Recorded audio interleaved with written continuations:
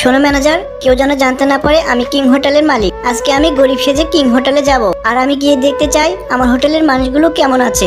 আরে স্যার, আপনাকে দেখে তো মনে হচ্ছে একেবারে গরিব। ঠিক আছে ম্যানেজার, তুমি এখানে থাকো।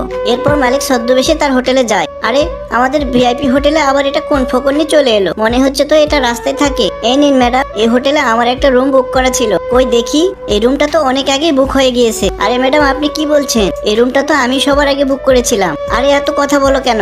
আমি তো বলছি তোমার রুম আগেই বুক হয়ে গিয়েছে। আর তোমাদের মতো গরিব ফকরনি এই ভিআইপি হোটেলে থাকার যোগ্যতা রাখে না। তাহলে আমার হোটেলে এভাবে সবাইকে অপমান করা হয়? আরে আমি কিছু জানি না, আমার এক্ষুনি রুম লাগবে।